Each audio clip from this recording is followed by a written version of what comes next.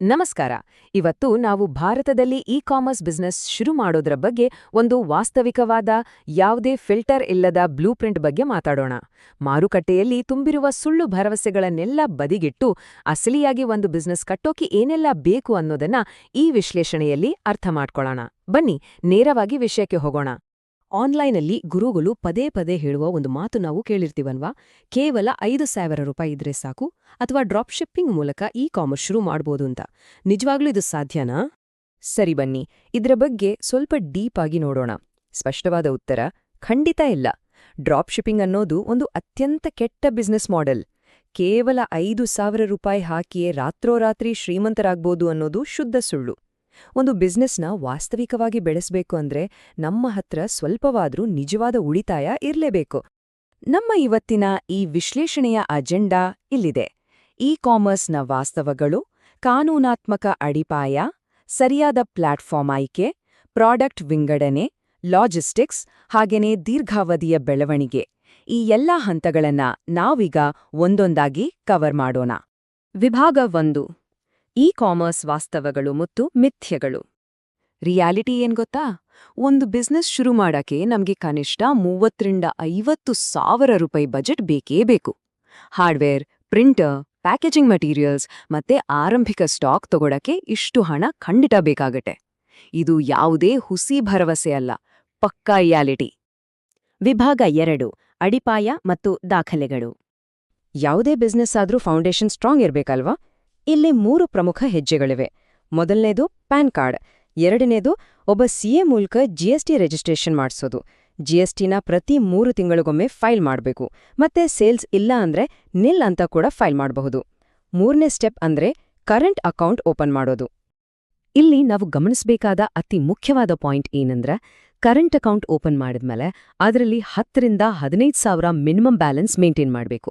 ಇದು ನಮ್ಮದೇ ಠೇವಣಿ, ಬ್ಯಾಂಕ್ ಕಿತ್ಕೊಳ್ಳೋ ಫೀಸ್ ಅಲ್ಲ. ಬಿಸ್ನೆಸ್ಗೆ ಅಂತ ಸೇವಿಂಗ್ಸ್ ಅಕೌಂಟ್ ಬಳಸಿದ್ರೆ ಇನ್ಕಮ್ ಟ್ಯಾಕ್ಸ್ ಇಲಾಖೆ ಕಣ್ಣಿಗೆ ಬೀಳೋ ರಿಸ್ಕ್ ತುಂಬಾನೇ ಇರುತ್ತೆ. ಇದರ ಜೊತೆಗೆ ಕೆಲವು ವಸ್ತುಗಳನ್ನ ನಾವೇ ಮ್ಯಾನುಫ್ಯಾಕ್ಚರ್ ಮಾಡ್ತೀವಿ ಅಂದ್ರೆ ಎಕ್ಸ್ಟ್ರಾ ಲೈಸೆನ್ಸ್ ಬೇಕಾಗತ್ತೆ.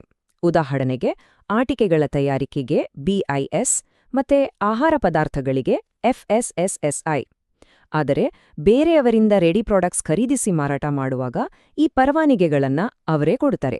ಸೊ ನಮ್ಮ ತಲೆನೋವು ಕಡಿಮೆ ಆಗತ್ತೆ. ವಿಭಾಗ 3: ಸರಿಯಾದ ಪ್ಲಾಟ್ಫಾರ್ಮ್ ಆಯ್ಕೆ ಮಾಡುವುದು. ಪ್ಲಾಟ್ಫಾರ್ಮ್ಗಳ ಲಾಭದ ಬಗ್ಗೆ ಮಾತಾಡುವಾಗ AOV ಅಂದರೆ ಆವರೇಜ್ ಆರ್ಡರ್ ವ್ಯಾಲ್ಯೂ ಅನ್ನೋ ಪದ ಬಹಳ ಮುಖ್ಯ ಆಗತ್ತೆ. ಅಂದರೆ ಕಸ್ಟಮರ್ಗಳು ಪ್ರತಿ ಬಾರಿ ಆರ್ಡರ್ ಮಾಡಿದಾಗ ಖರ್ಚು ಮಾಡುವ ಸರಾಸರಿ ಹಣ. ಇದು ಆಯಾ ಪ್ಲಾಟ್ಫಾರ್ಮ್ಗೆ ಬರುವ ಜನರ ಮೈಂಡ್ಸೆಟ್ನ ಸ್ಪಷ್ಟವಾಗಿ ತೋರಿಸುತ್ತೆ ಮತ್ತು ಇದು ಅತ್ಯದ್ಭುತವಾಗಿ ವಿವರಿಸುತ್ತೆ.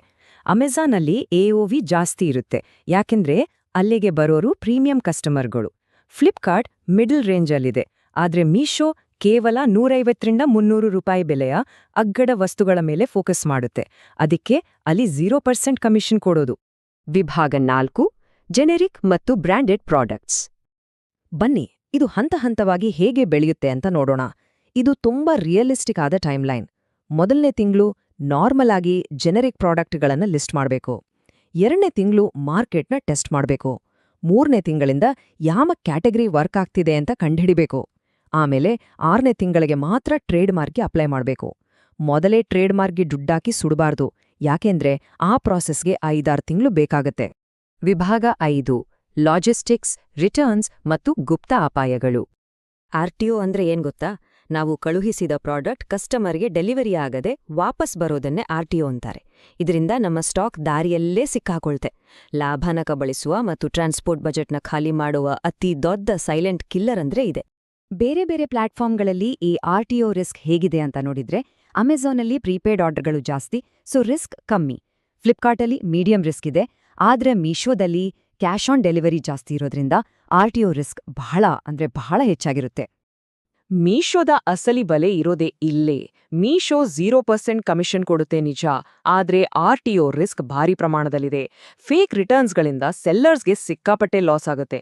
ಅದೇ ಅಮೆಜಾನ್ ಮತ್ತೆ ಫ್ಲಿಪ್ಕಾರ್ಟ್ ಅವರು ಕಮಿಷನ್ ತಗೊಂಡ್ರೂ ಕೂಡ ಅಲ್ಲಿ RTO ರಿಸ್ಕ್ ಕಮ್ಮಿ ಇರೋದ್ರಿಂದ ಲಾಂಗ್ ಟರ್ಮಲ್ಲಿ ಅದೇ ಸೇಫ್. ವಿಭಾಗ 6: ದೀರ್ಘಾವಧಿಯ ಬೆಳವಣಿಗೆಗೆ ಕಾರ್ಯಗತಗೊಳಿಸುವಿಕೆ. ಕೇವಲ ಲಿಸ್ಟಿಂಗ್ ಮಾಡಿ ಸುಮ್ಮನೆ ಕೂತ್ರೆ ಆರ್ಡರ್ಸ್ ಆಕಾಶದಿಂದ ಉದುರಲ್ಲ. ಬಿಸ್ನೆಸ್ನ ಸ್ಕೇಲ್ ಮಾಡಬೇಕು ಅಂದ್ರೆ ಒಳ್ಳೆ ಕ್ವಾಲಿಟಿ ಇಮೇಜ್ಗಳು, ಸರಿಯಾದ ಕೀವರ್ಡ್ಸ್, ಫಾಸ್ಟ್ ಆಗಿ ಡಿಸ್ಪ್ಯಾಚ್ ಮಾಡೋದು ಬಹಳ ಮುಖ್ಯ. ಅದರ ಜೊತೆಗೆ ಜಾಹೀರಾತುಗಳನ್ನ ರನ್ ಮಾಡೋದು ಮತ್ತೆ ಪದೇ ಪದೇ ರಿಟರ್ನ್ ಬರುವ ಕೆಲವು ಪಿನ್ ಕೋಡ್ಗಳನ್ನ ಬ್ಲಾಕ್ ಮಾಡೋದು ತುಂಬಾನೇ ಇಂಪಾರ್ಟೆಂಟ್ ತಂತ್ರ. ಈಗ ಇಲ್ಲಿ ನಿಜವಾಗ್ಲೂ ಕುತೂಹಲ ಮೂಡಿಸುವ ವಿಷಯ ಏನಂದ್ರೆ ಪೇಮೆಂಟ್ ರಿಕನ್ಸಿಲಿಯೇಷನ್. ಅಂದ್ರೆ ಬ್ಯಾಂಕ್ಗೆ ಬಂದಿರೋ ದುಡ್ಡು ಮತ್ತೆ ನಮ್ಗಾದ ನಿಖರವಾದ ಲಾಭ ಎರಡೂನು ಟ್ರ್ಯಾಕ್ ಮಾಡೋದು. ಮಾರ್ಕೆಟ್ ರಿಪೋರ್ಟ್ ಜೊತೆ ಬ್ಯಾಂಕ್ ಅಕೌಂಟ್ನ ಮ್ಯಾಚ್ ಮಾಡಿಲ್ಲ ಅಂದ್ರೆ ನಾವು ಮಾಡ್ತಿರೋ ಬಿಸ್ನೆಸ್ ಕೇವಲ ಒಂದು ಪುಕ್ಕಟೆ ದುಡಿಮೆ ಆಗ್ಬಿಡುತ್ತೆ ಅಷ್ಟೇ. ಇಂದಿನ ಟಾಪ್ ಸೆಲ್ಲರ್ಗಳು ಸಾವಿರಾರು ರಿವ್ಯೂಗಳನ್ನ ಪಡಿಬೇಕು ಅಂದ್ರೆ ವರ್ಷಗಳೇ ಬೇಕಾಯ್ತು. ತಾಳ್ಮೆ ಮತ್ತು ಕನ್ಸಿಸ್ಟೆನ್ಸಿ ಇದ್ರೆ ಮಾತ್ರ ದಿನಕ್ಕೆ 3,000 ಆರ್ಡರ್ಗಳ ಸಾಮ್ರಾಜ್ಯವನ್ನು ಕಟ್ಟಬಹುದು. ಇದು ನಮಗೆ ಸಿಗುವ ಒಂದು ಅದ್ಭುತವಾದ ಸಂದೇಶ. 0ಇಂದ ಸಾವಿರಾರು ಆರ್ಡರ್ಗಳಿಗೆ ಬೆಳೆಯಲು ಕನಿಷ್ಠ 2-5 ವರ್ಷಗಳ ಡೆಡಿಕೇಶನ್ ಖಂಡಿತ ಬೇಕು. ಹಾಗಾದ್ರೆ ಈ ಕಾಮರ್ಸ್ ಪಯಣನ ಕೇವಲ ಸುಳ್ಳು ಪ್ರಚಾರಗಳ ಆಧಾರದ ಮೇಲೆ ಶುರು ಮಾಡ್ತೀವಾ ಅಥವಾ ವಾಸ್ತವಿಕವಾದ ಲಾಭದಾಯಕ ಅಡಿಪಾಯದ ಮೇಲೆ ನಿರ್ಮಿಸ್ತೀವಾ? ಮಿಥ್ಯಗಳನ್ನ ಬದಿಗಿಟ್ಟು ನಿಜವಾದ ಬ್ಲೂ ಪ್ರಿಂಟ್ ಫಾಲೋ ಮಾಡುವ ಸಮಯ ಬಂದಿದೆ. ಈ ವಿಶ್ಲೇಷಣೆಯಲ್ಲಿ ಜೊತೆಯಾಗಿದ್ದಕ್ಕೆ ಧನ್ಯವಾದಗಳು.